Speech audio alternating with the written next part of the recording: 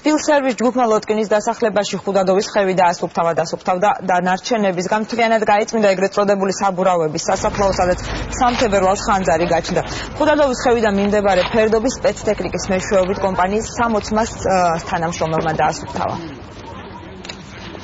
ამ ტერიტორიაზე რამოდენიმე მეტრის წინ ხანძარი იყო გაჩენილი, დაიწვა საბურავები, ეს მიმდინარეობს ხევის ამოწმენდა და დასუფთავება.